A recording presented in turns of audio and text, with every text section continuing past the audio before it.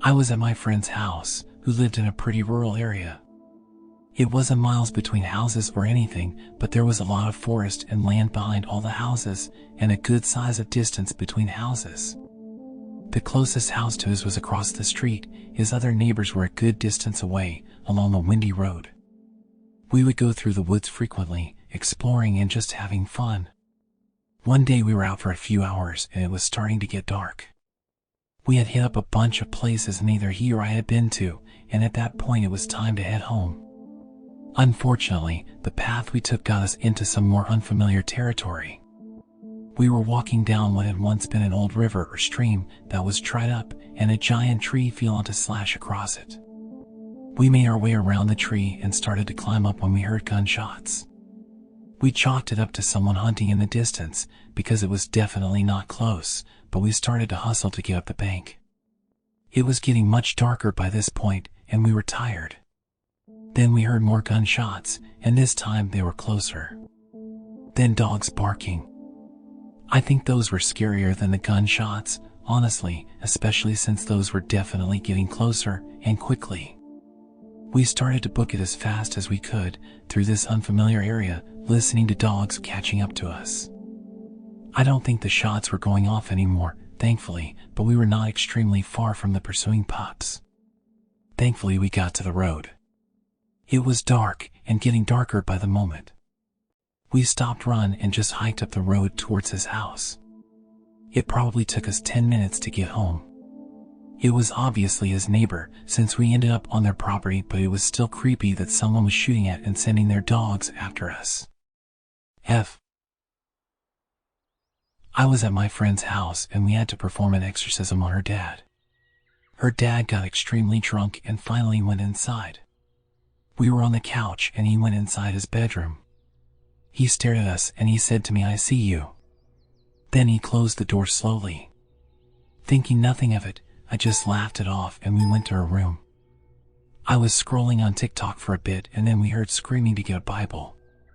We scrammed and gave her mom a Bible and she told us to get out.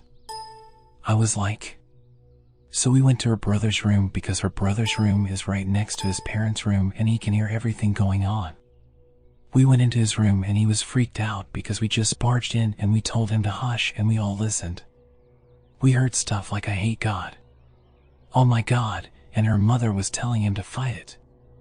We came back to the living room and looked into the room where it was happening. She told us to come help and told us to grab their Bible and turn to a page. I don't remember what page, so don't ask. We all held him down and put a cross on him. He was convulsing and everything when we did that. His eyes was pure black and I've never seen something scarier, but I remained calm because if I freak out, my friend's going to freak out even more than she already was. He ripped the rosary bead we put on him.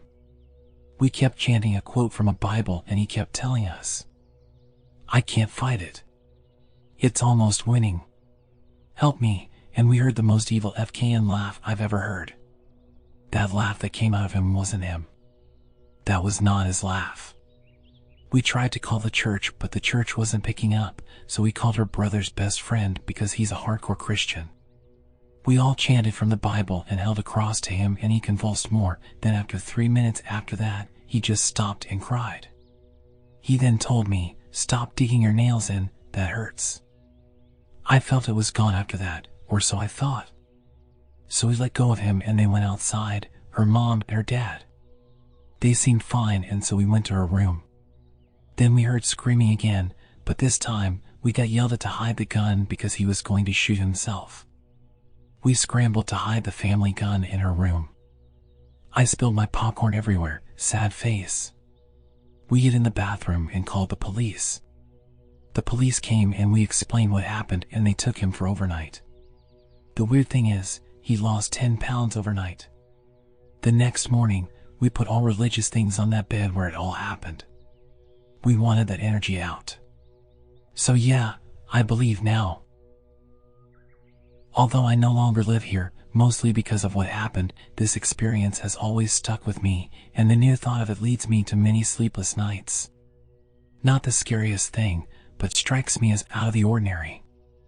I used to live in pretty much the middle of nowhere, in the corner of Wyoming, about 2 miles away from a town with a couple hundred people inhabiting it. My father had always been a very hardworking, self-disciplined man. And so, he wanted me to be like him, and he would always send me out to perform chores around our somewhat industrialized cabin. Nearby, within viewing distance, there was a poorly maintained walking trail near a river. We never really saw anyone walking it, and we weren't sure how it wasn't completely overgrown. This particular night, my father sent me out to water the garden, which was conveniently placed pretty far away from the house, just across the trail. And so I had left the house with the water. I am a pretty tough guy when facing animals, other people, and real-life scares, but paranormal things have always shook me to my core. As I am traversing the lightly bushed plains, I spot a small, flickering light in the distance. At first I brush it off, but I soon realized that the light was moving closer to me, and it seemed to be going along the trail. I had never once seen anything other than the occasional squirrel travel that trail, but here the light came. I decided to crouch down behind a bush, because around the area, most people weren't very friendly, and usually had very little social interaction.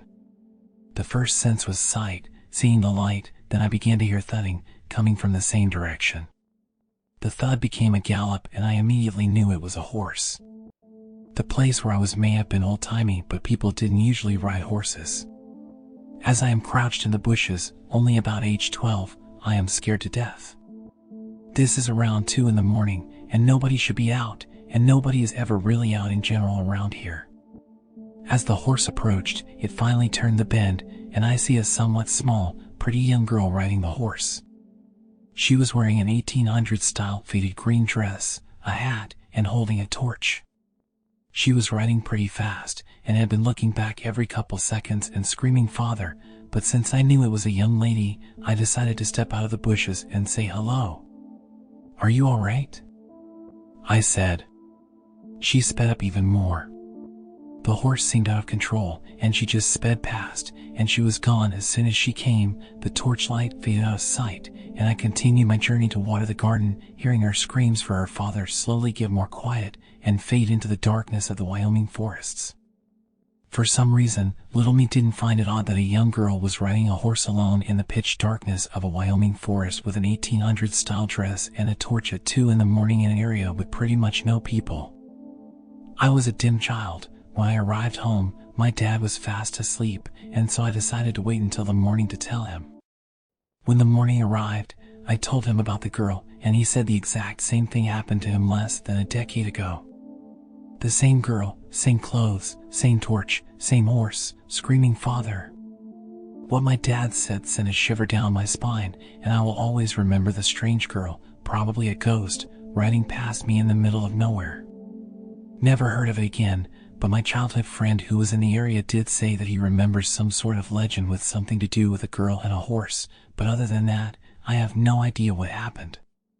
Maybe I'll never know.